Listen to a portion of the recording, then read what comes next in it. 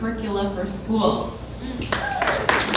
Zaylore is also the author of Our Gay History in 50 States and sits on the board of Forum, the Twin Cities LGBTQ and Allied Chamber of Commerce. Please welcome Zaylore.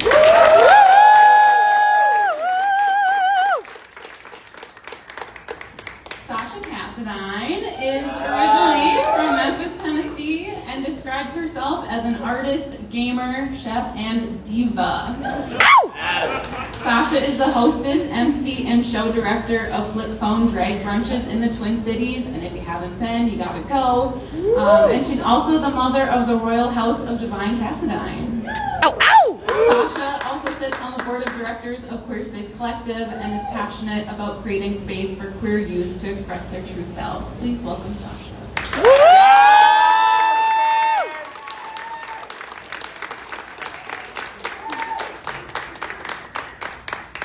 A bolt of ecstasy straight from the 80s, Lady C Cassadine is a local drag queen, actor, and writer in the Twin Cities, and a member of the Royal House of Divine Cassadine. Originally from the Windy City of Chicago, Lady C loves video games, playing sports, being outdoors, cooking, long walks on the beach, and a good mojito. Yes! Please welcome Lady C Cassadine.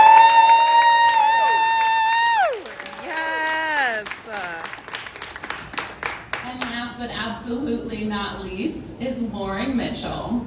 Lauren Mitchell has been performing in the Twin Cities for the past 20 years. She's a cast member here at Lush as well as the in-house choreographer. And again, come see the Lush shows, y'all, they're fantastic. Lauren has choreographed winning talents at major pageants across the country. And when not doing drag, Lauren is a realtor at Coldwell Banker Realty. Please welcome Lauren Mitchell.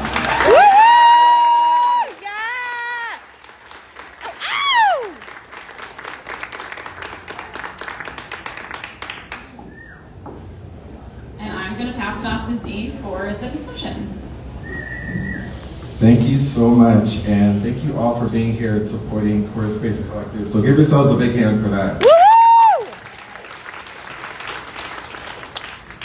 So I want to start off by asking a softball question for my queens. All right. How do you feel about watching this important documentary and seeing our elders sharing their life story with us? And with you, especially with the art that you present to all of us today?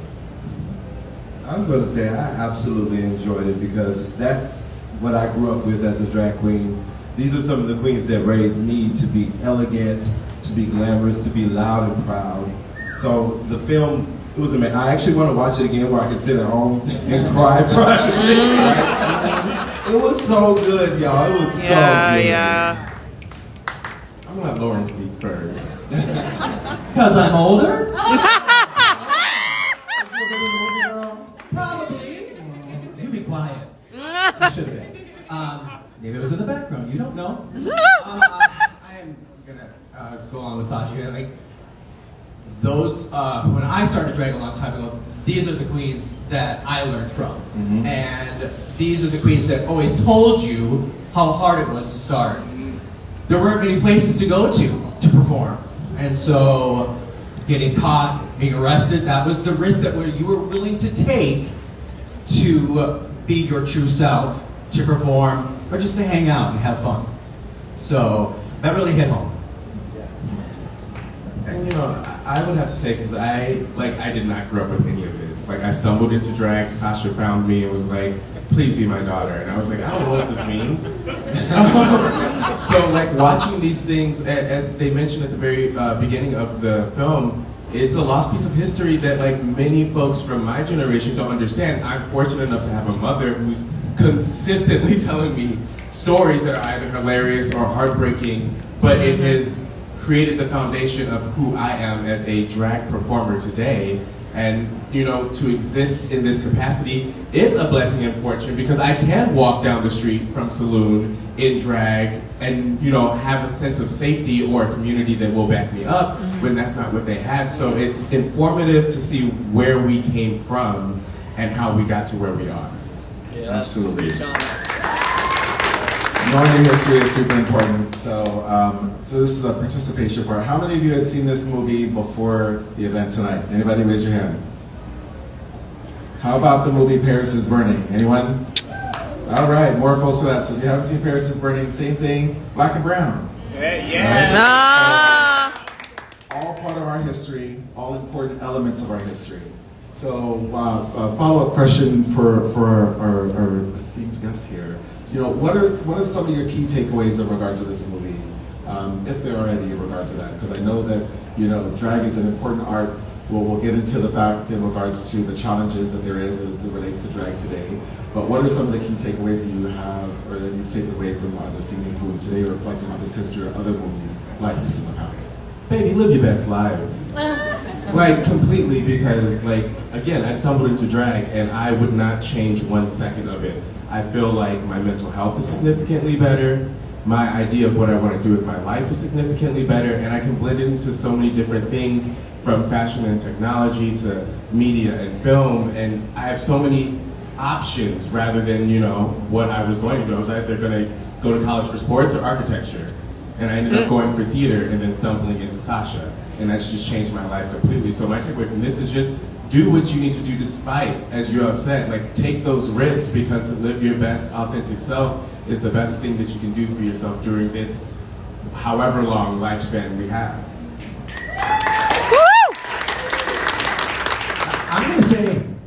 I'm gonna say it lit a fire underneath me, because if you could have heard us in the back corner when they were talking about the costumes, yes! Oh, get that! You look good at that. I want that. Like,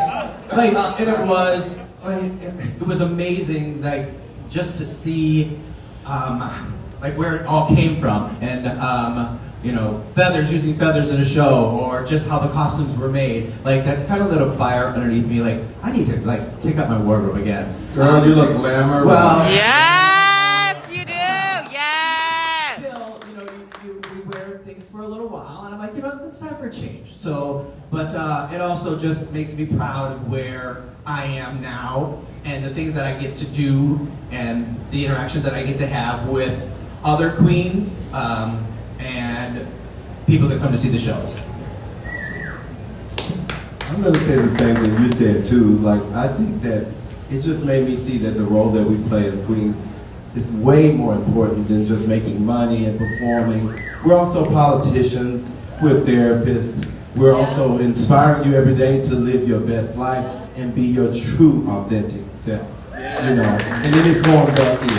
And like, I mean, this movie, like, yeah, you're right, girl. They're like, I'm ready to run for mayor.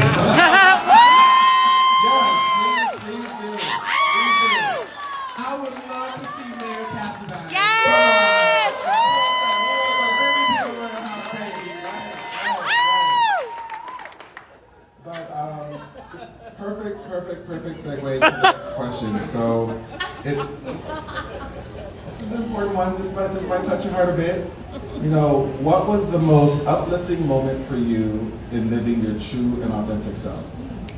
And so, I'll start and give you a moment in regard to this. For me, it was living in St. Louis Park. You know, that guy got elected president. There was the HB2 bill. And in North Carolina, and they were like, it's, you know, all about the bathrooms. It's a bathroom bill for trans folks. And I was so mad, I was so furious. And St. Louis Park had a community forum where you could just get tables and talk to your neighbors about things. And I was like, I'm gonna get a table and I'm gonna talk about this. I'm gonna talk about this about my neighbors, right? In this first string suburb. And I ended up meeting parents to a trans kid. And he was trans male, and they talked about his experience in regards to struggling getting through school. They didn't have policies in place in regards to how they should address and handle trans kids in schools.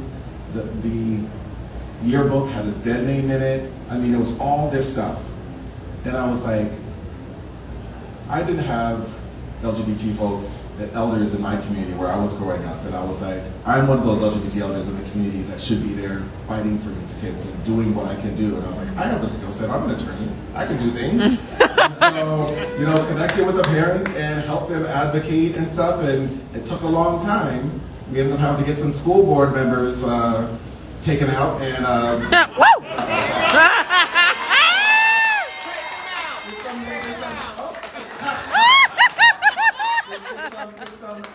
was elected to the school board, but we ended up getting gender inclusion policy passed in St. Louis Park, which ended up being the first suburb in the state in order to be able to make that happen.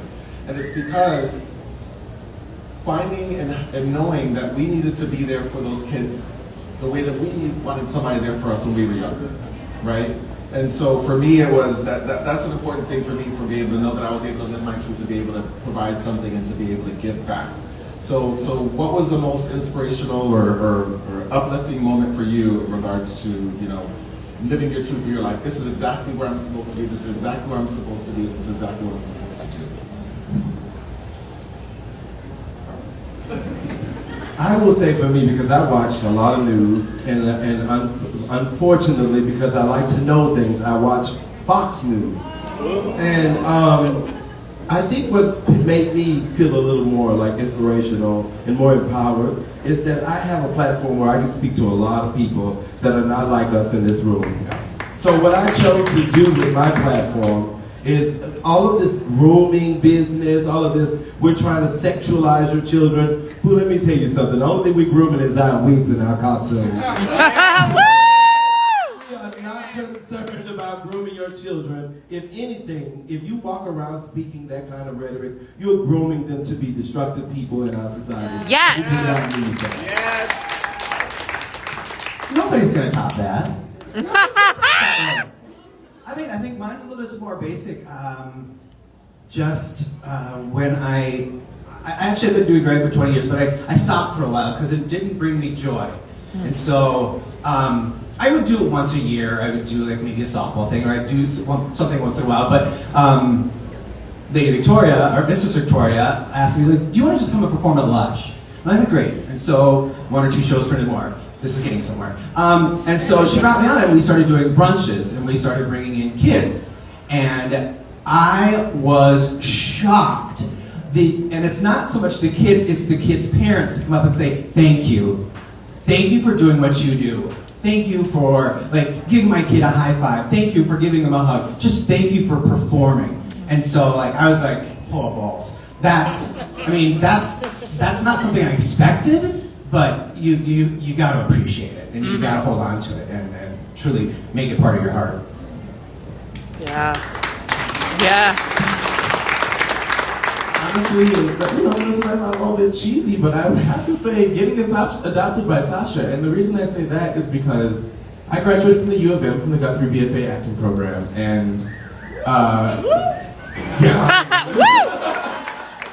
and at that time, I did not know what I was going to do. My parents had come up. They did not know that I had been dabbling in drag. I grew up very cogent Christian. My grandfather owns the church that I grew up in. So my first time seeing a drag queen was Genevieve Ramona Love at the Gay 90s. Oh my God. And I was having a panic attack that entire time.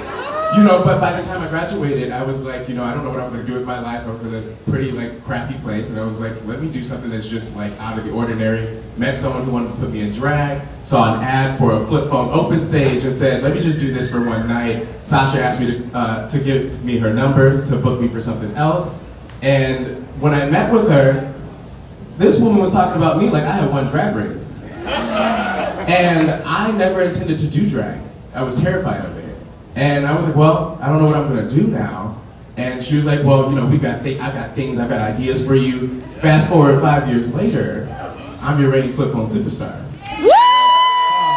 And I don't say that in any sort of arrogant way, but I don't think I could have reached that place if I had not found the family that I have right now. And you can ask Sasha, I'm a diehard for everyone in this house. And it's because now I've found a place, while I have a great relationship with my biological parents, I have found a place where I can exist 100% myself, rather than always giving and taking depending on who's around. Yep. I know that I can express certain things to Sasha, and she's not going to get mad at me. She's going to talk to me like an adult, but also like a human, and that's something that I feel like, as a person of color and as queer people, we're always trying to fight for our humanity to some extent. Yep. And to just have that space where you don't have to even think about that and it just exists is something that really opens up and branches and helps you branch out into doing things that you never thought you could do, such as now I do drag full time.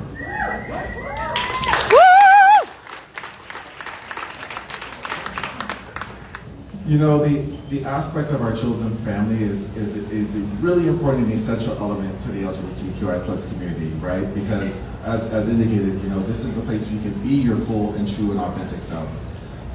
Young kids, for you know, a lot of the young kids today, the only place where they can be their true and authentic self may be in school, at the GSA, with their friends, right? And so a lot of that's being taken away, unfortunately, in regards to some of these states, you know, forbidding us from being able to even admit the fact that we exist, let alone our history, right? And our forebears as it relates to that. So one of my follow-up questions for our panel is, you know, especially with all the debate today as it relates to drag queens and the like, you know, if there was one thing that you wish that the public knew about drag queens, what is it that you wish that they would know? What big misconception is it you believe that they may have as it relates to it, or the like? That we are family, basically. I mean, we're here to support, we're here to build you up, we're here to be the better part of you. That's what we are, that's what we've always been a part of. Yeah, we fight, like siblings fight, we don't always get along, but if they only knew that we are only here to help because we have struggled ourselves, and we don't want your children to go through that struggle, that's what we're here for. That's what we're here, just whether it be to talk to us, entertain you, do whatever, but we're here for support. I would also say there's this big sort of conversation about how drag relates to gender, right? And that this idea that if we are drag queens, we're confused in some way. And that's, gender and drag is not exclusive. You can be a trans identifying individual as a drag queen or drag king and still be that trans individual outside of that. Same works for those of us that are male identifying, female identifying, or non-binary. We can exist outside of that. What the misconception is that drag is an art form. Art exists to heal, otherwise it would not have survived as long as it has.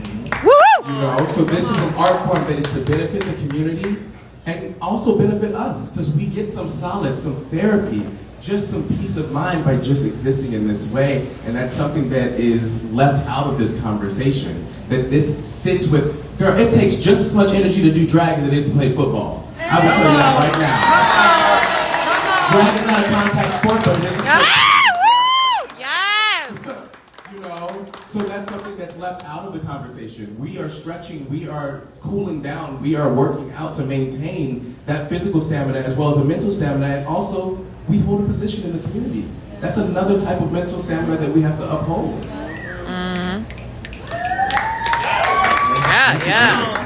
I'll say for me, you know, being diagnosed HIV positive in 2008, I discovered drag through talent nights, and once my persona really took into effect, I realized how much she saved me.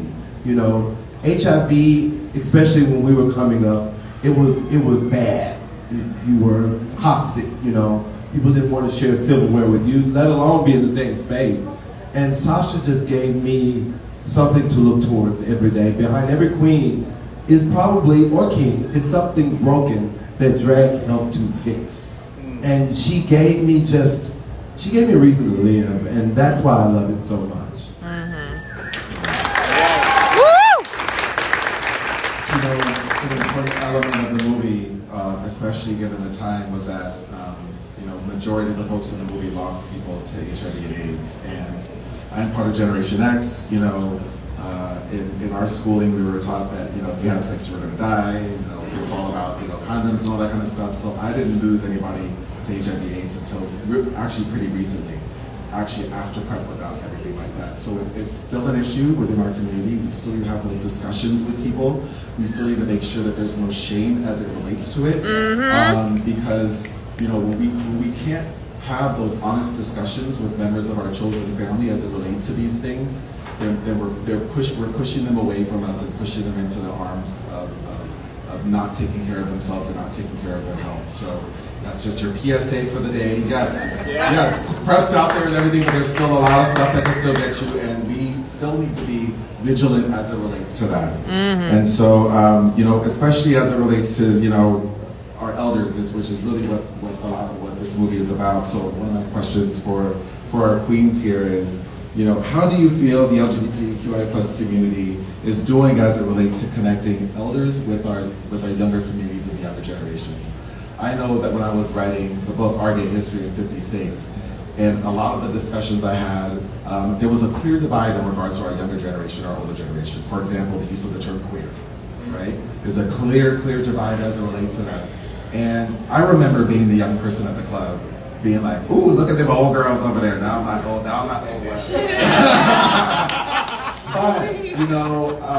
But I go up and I talk to our elders in the community, and there's so much that we can learn from them. So much, right? There's so much rich history and stuff that we could just lose. I mean, because a lot of them, especially with the gay men, I mean, we already lost a whole generation of them. Right? So there's a whole reason why it changed from the GLBT community to the LGBT community, because the lesbians were there for the gay men when we were dying. Come on. Right? And so, so back to the question here, what are your thoughts in regards to whether our community is doing enough as it relates to connecting the generations, the older and the younger generations? I think we're doing some stuff, and there's more we can always do, and that falls on both sides, from the elder queens to the younger queens. A lot of the times, younger queens are afraid to approach elder queens because of admiration, anxiety, etc. So then it's like, how do you create an environment where you can acknowledge that exists but still welcome them in? I've had many baby queens now, and I've only been doing this for about 5 years, who are coming up to me and like, oh, I've wanted to talk to you for so long, but I've just been so nervous. And I'm like, baby, I'm just drinking and having fun. You can come talk to me anytime you want. It's not that the elder queens are not welcoming us, it's that there's this, the younger queens have an idea of how the elder queens expect us to be, and the elder queens have an idea of how the younger queens expect us to be. Not overall generally, because we have people like Sasha and Lauren who are there for all the things that are changing within the community, whether they understand it or not, but are making the effort to try to understand it. And we have to ask the younger queens to do the same, of acknowledging what the older queens have gone through. So it just, honestly, it comes down to just communication and conversation. Yeah. That's all it comes down to. Eradicating that fear of just walking up and saying, hey, I love your hair. Where did you get it? Because then that opens up a whole door of like, oh, I got it from this person. I've seen you perform before. You're really great. That's how I've met a lot of the queens that I work with now. Just walking up to them saying, hey, I love the way that you paint your eyeliner. Literally something small as that, and now I consider them an auntie, and they have given me costumes, taught me how to sew or do other things. So there's more that we can do in like situations like this, creating environments like this, where we're having these intergenerational panel discussions. But there are things that we can do as individuals as well, and I think that comes down to, what are you really here for in the community? Yeah. I would say there is still work that needs to be done, because a lot of people don't know what me and this diva, and she's a bit older than me, but we close. We're close. She didn't lie. We went through in order to get to the spot where we can be paid the way we are paid now. To do drag. They don't realize we did talent nights for 5-6 years. My daughter's now getting paid in 5 years because of what I stood for in my years of drag. And that's good. They don't realize, like, oh my goodness, girl. It's so like, literally, we weren't able to walk around the street, even with me coming up in drag, without worrying about somebody beating you up, or we had to be tough. I don't know about you, Lauren. I literally had to fight, and I mean, goodness. I wear a ton of hoodies. You wore a ton of hoodies. I brought the hood up, and whenever I pass the car, I always put my arm like this. Because there'd be times when, I think there is still kind of a gap, because I think that we went through a little bit more, and the opportunities are there more, but I am going to check a lot of people our age when they are so closed-minded, like, oh, those young queens don't want to listen. Those queens, bitch, then just calm down and have a conversation. Don't go up and judge somebody. Go up and have a conversation. Woo! It's easy. You know what the problem is? Maybe you're just a little insecure about what they're going to say. But you know what? You're going to get past that, because you're going to have a conversation. It was tougher. I've had people do this to me when I was in drag in a car, and not one time, but numerous times, because I used to travel over to the Black Card, and so I wish a lot of those the newer queens could hear that, but I know also like the older queens can learn a lot from the new queens. Yes. Yes, like paint, how to paint. Like these new queens are on YouTube all the time. Yeah. All the time. What's the newest foundation? What do you want to do for eyeliner? Like she mentioned, what you do lip gloss, all of that stuff. And that sounds kind of silly, but when you're putting that on and it makes you feel pretty or makes you feel a different way, it's beneficial to you.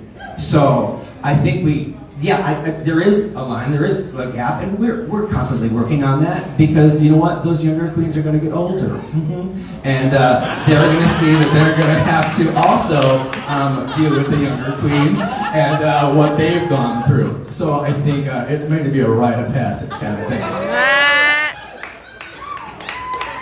And that is a perfect segue. I want to make sure, flag me up when we're running short on time, but otherwise I'm going to keep asking questions. Oh, they're flagging me on. All right.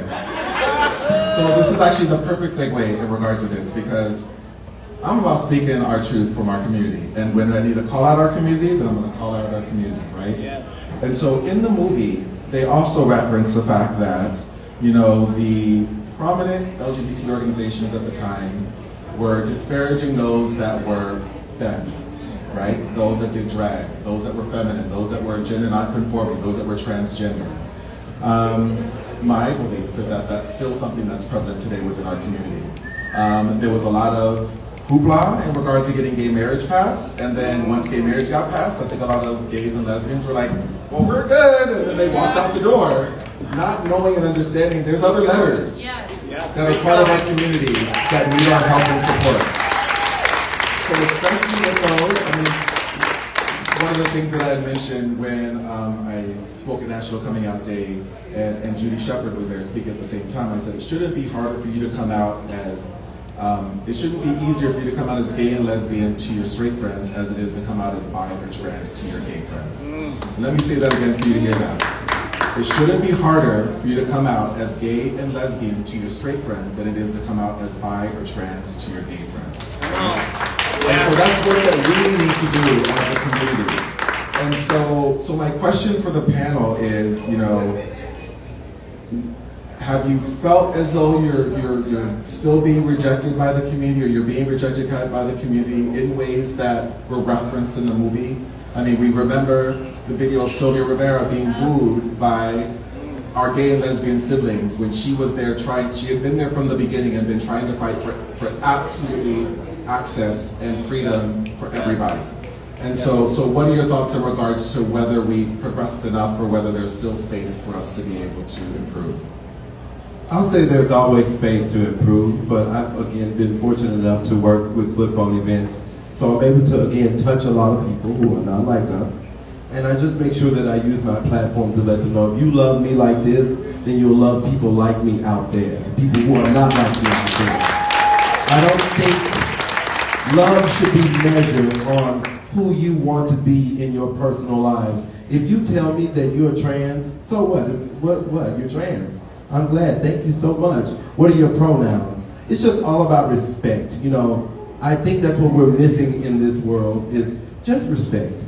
You don't have to accept me because I don't care if you accept me. I made this choice for me. I'm happy with it. But respect me, and I will respect you the same way. I'm not asking you how you fold your pillows or pet your covers or how many times you sleep with your straight wife, honey. So what does it matter what gender I choose to be or who I choose to be? And I think there is never, ever going to be enough. And we have to make sure we are loving each other the same way we want, as queer people, the same way we want these heteros to love us. Yeah. Yeah. Yeah. Come on, Sasha. You know, and I've talked to Sasha about this a lot, and there's so much room to grow because I've talked to Sasha about how even as I'm Afro-Latino, I'm Puerto Rican and Black, and it is almost 10 times harder here not just here in Minneapolis, to be a performer, specifically a drag queen, unless you buck, dance, or vogue. And that's an issue because a lot of the times we're seeing shows being cast with white presenting performers that, let's be honest, may not be the most entertaining people to watch. Yet, they're still getting this exposure while the ones that are working hard, who are POC, sitting there learning how to sew by themselves, sitting there learning how to style wigs by themselves, sitting there learning how to do their makeup without a drag mother. Like, they are not getting the sort of same exposure and benefits as some of the younger white queens who come in and it's like, oh, you were skinny, you were white, you were femme, that's what we're looking for, Drag Race. Yep. And so, like, for me, that is the biggest thing that I'm fighting here, and not just here, just anywhere I go, is that, like, we're all drag queens. Let's just acknowledge that. We're all here to entertain. Make sure your casts are diverse. Make sure that you're doing panel discussions like this. Make sure you are actively working to change the paradigm. But unfortunately, there's this comfort of, oh, well, we go through so much as a country, let's just be complacent. And it's like, no, the fight's never over until everyone can feel safe and comfortable. Yeah. It's something that we're still struggling with, even within the LGBTQ plus community. I can't top that.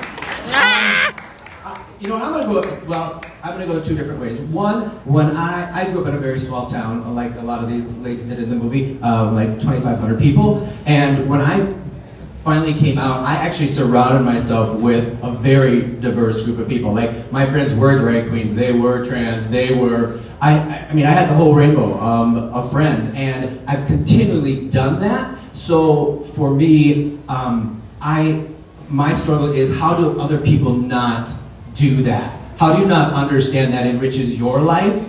How do you not understand that why be stagnant with just people just like you? Because that doesn't help you improve at all.